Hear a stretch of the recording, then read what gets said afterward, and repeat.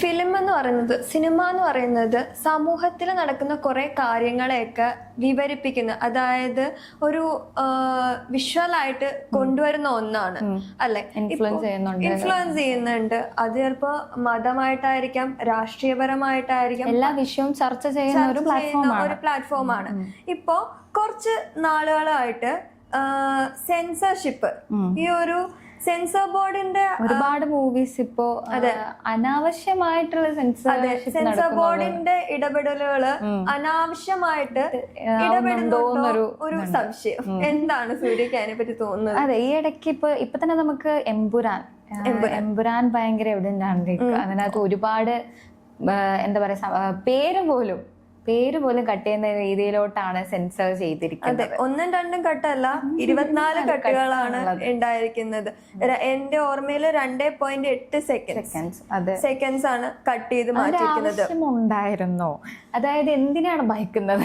അതെ, നമ്മളൊരു കാര്യത്തിനെ തുറന്നു പറയുമ്പോൾ അതിനെ ഭയക്കാണ് ശരിക്കും പറഞ്ഞു കഴിഞ്ഞാൽ. കലാകാരന്മാരുടെ സ്വാതന്ത്ര്യം ഇല്ലാതാവില്ല. അതെ, അവരുടെ ക്രിയേറ്റിവിറ്റീനെ നഷ്ടപ്പെടുത്തിക്കൊണ്ടിരിക്കുകയാണ്. അത് ഒരു കാര്യം, അത് നമ്മളൊരു ഫിലിമിൽ വരാൻ നേരത്ത് എനിക്ക് തോന്നുന്നു ശരിക്കും പറഞ്ഞ ഭയമാണ്. ഇത് തുറന്ന് പറയുമ്പോഴുള്ള ഭയമാണ് കാണിക്കുന്നത്. ഇപ്പോ ഓരോ നെയിം തന്നെ കട്ട് ചെയ്തു, നെയിം പോലും കട്ട് ചെയ്യണമെങ്കിൽ ഉള്ള ഒരു ഭയം നമുക്ക് ചിന്തിക്കാവുന്നുള്ളൂ. അതെ, ചരിത്രത്തെ മൂടി വെക്കാൻ ശ്രമിക്കുന്നു. പക്ഷെ എല്ലാവർക്കും അറിയാവുന്ന ഒരു വിഷയം, എല്ലാവർക്കും ചെറിയ കുട്ടികൾക്ക് വരെ അറിയാവുന്ന ഒരു വിഷയമാണ് അത്. എനിക്ക് തോന്നുന്നു 2000-ന് ശേഷമുള്ളവർക്ക് ചിലപ്പോ ആ ഒരു കലാപത്തിനെ കുറിച്ച് വലിയൊരു അറിവുണ്ടാവില്ല. പക്ഷെ അത് ഈ സെൻസർ ചെയ്യുമ്പോൾ ഉള്ളൊരു പ്രശ്നം അതാണ്. അത് ഏത് രീതിയിലാണ് പുതിയ തലമുറയിലേക്ക് എത്തുന്നത്? സത്യം അവരറിയുന്നില്ലല്ലോ. അപ്പൊ കലാകാരന്മാർക്ക് അവിടെ ഇപ്പൊ എത്രയൊക്കെ സ്വാതന്ത്ര്യം, നമുക്ക് സ്വാതന്ത്ര്യം നേടിയ ഒരു നാടാണ്. ഇവിടെ സ്വാതന്ത്ര്യം ഇല്ല. സെൻസർഷിപ്പ് എന്തിനാണ്? സെൻസർ എന്തിനാണ് ചെയ്യുന്നത്? മോശമായിട്ടുള്ള കാര്യങ്ങൾ സിനിമയിൽ വരുമ്പോൾ അത് കട്ട് ചെയ്യാന്നുള്ളതാണ് അവരുടെ ഒരു കാര്യം. പക്ഷെ ഇത് അങ്ങനെയല്ലല്ലോ. ഇത് സ്വാതന്ത്ര്യത്തിന്റെ തന്നെ മുറിച്ച് മാറ്റാണ്. അതെ, ഇപ്പൊ ഈ ബജ്റംഗി എന്നുള്ള പേര് വരെ ബൽദേവ് എന്നുള്ള പേരിലേക്ക് മാറ്റി. എത്രയോ ദിവസം അത് തിയേറ്ററിൽ ഓടിയ സിനിമയാണ് കട്ട് ചെയ്തത്. ഓൾറെഡി എല്ലാരും അറിഞ്ഞു ആ പേരാണ്, എന്താണ് ഹിസ്റ്ററി എന്നൊക്കെയുള്ള കാര്യങ്ങൾ. ഓൾമോസ്റ്റ് അത് കട്ട് ചെയ്യാൻ പോയപ്പോ തന്നെ എല്ലാരും അത് എന്തിനെ പറ്റിയിട്ടാണെന്നുള്ളതൊക്കെ അതാണ് ഏറ്റവും വലിയ ചെയ്യുന്ന മണ്ടത്തരം. ഇവര് ഇത് കട്ട് ചെയ്യുന്നു, അല്ലെങ്കിൽ ഇവര് ഭയക്കുന്നു എന്നറിയുമ്പോ ഈ യുവതലമുറ അതിനെപ്പറ്റി സ്റ്റഡി ചെയ്യാനായിട്ട് തേടിപ്പോവും. അപ്പൊ അത് പുതിയ കാര്യങ്ങൾ അവരറിയുന്നു.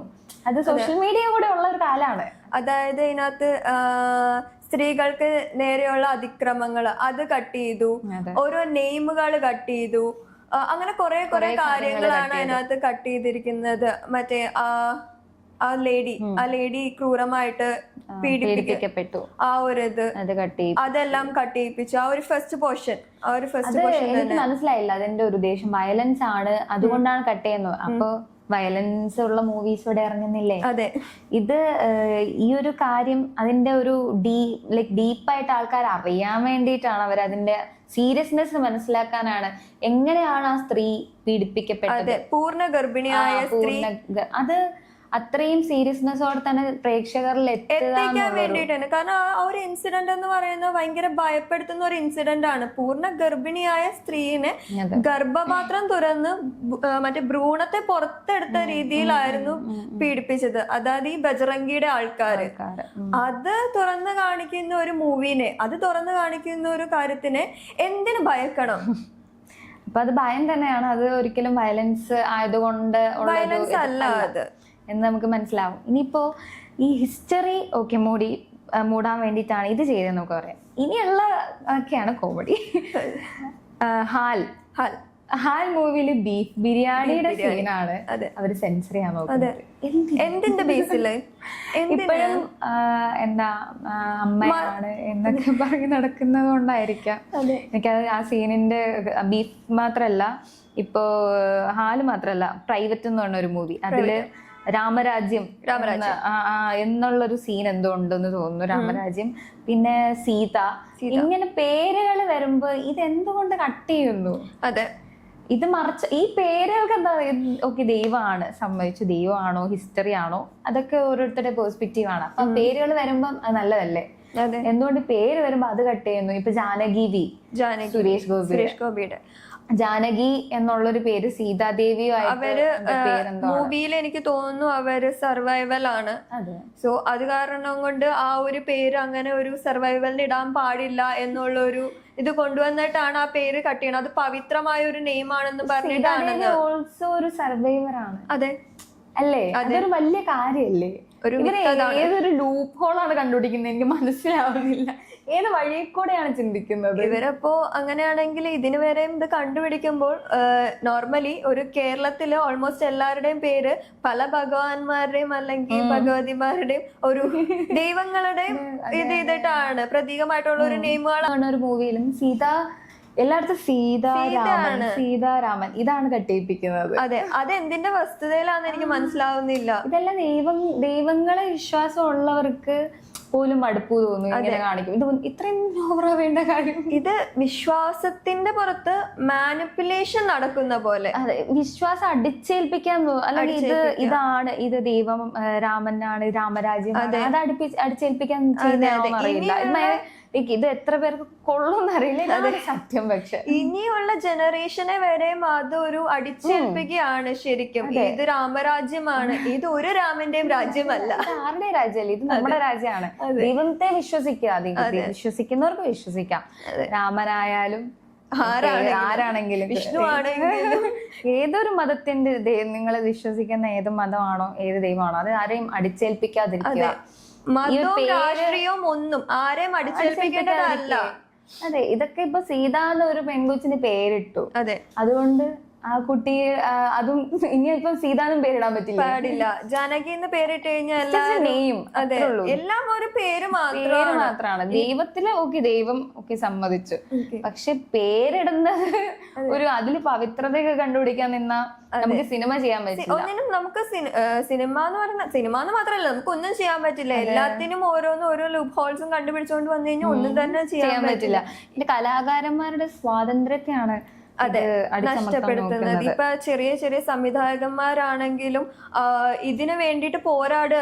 അവര് കോർട്ടിലൊക്കെ അവർക്ക് പോരാടുക വേണ്ടത്. ഇപ്പൊ അതായത് L3 പോലൊരു L2 പോലൊരു മൂവി ഇപ്പൊ എമ്പുരാൻ എന്ന് പറഞ്ഞാൽ വലിയൊരു ബഡ്ജറ്റിൽ ഇറങ്ങിയ വലിയൊരു നമ്മുടെ പൃഥ്വിരാജ് സംവിധാനം ചെയ്ത നമ്മളെ ലാലേട്ടൻ അഭിനയിച്ചൊരു മൂവി. അപ്പൊ വലിയ സംവിധായകന്മാർക്ക് പോലും ഇപ്പം ലാലേട്ടൻ സോറി പറയുന്ന അവസ്ഥയിലോട്ട് അത് എത്തിച്ചു.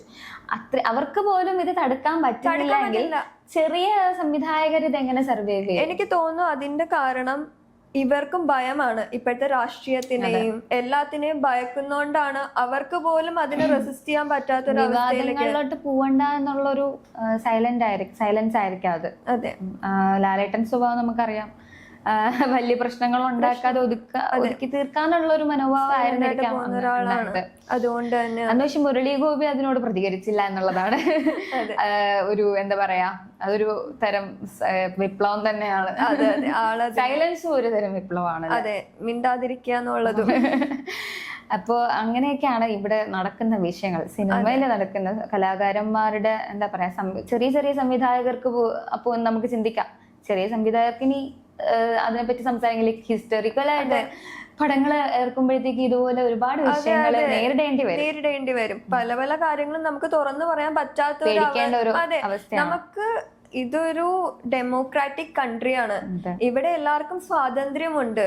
ഈ ഒരു പരിധിയിൽ നിന്നുകൊണ്ട് നമുക്ക് എല്ലാവർക്കും സ്വാതന്ത്ര്യമുണ്ട്. നമ്മുടെ അഭിപ്രായങ്ങൾ പറയാനും അതൊരു സിനിമയാക്കാനും ഒക്കെ ഉള്ള ഒരു സ്വാതന്ത്ര്യം നമുക്കുണ്ട്. പക്ഷെ അതിന് വരെ വിലങ്ങുതടി ആയിക്കൊണ്ടിരിക്കുകയാണ് ഈ സെൻസർ ബോർഡ് എന്ന് പറയുന്നത്. പേടിയാണ് എല്ലാവർക്കും തുറന്നു പറയാനായിട്ട്. ഇവിടെ നടക്കുന്ന കാര്യങ്ങൾ തുറന്നു പറയാനായിട്ട് പേടിയാണ്. ആർക്കും അതിനെ റെസിസ്റ്റ് ചെയ്യാൻ പറ്റാത്തൊരു അവസ്ഥയിലേക്ക് പൊക്കോണ്ടിരിക്കുകയാണ്. അത് തന്നെയാണ് എനിക്ക് തോന്നുന്നത്. നിങ്ങൾക്ക് എന്താണ് തോന്നുന്നത്, ലൈക്ക് ഈ ഫിലിം ഇൻഡസ്ട്രിയിൽ ഇത്രയും സെൻസേർഡ് ചെയ്യേണ്ട കാര്യങ്ങളുണ്ടോ? നിങ്ങളുടെ അഭിപ്രായം പറയാം. അതുപോലെ നിങ്ങൾക്ക് ഇതുവരെ സെൻസർ ചെയ്ത സിനിമകൾ അല്ലെങ്കിൽ സീനുകളുള്ള സിനിമകൾ ഏതെങ്കിലും ആ സീനുകൾ കാണണമെന്ന് നിങ്ങൾക്ക് ആഗ്രഹം ഉണ്ടെങ്കിൽ അത് ഏത് സിനിമ ആയിരിക്കും? സെൻസർ ചെയ്യണ്ടെന്ന് തോന്നിയ മൂവീസ് ഏതെങ്കിലും ഉണ്ടോ? അതെന്തെങ്കിലും ഉണ്ടെങ്കിൽ കമന്റ് ചെയ്യാം. Thank you so much.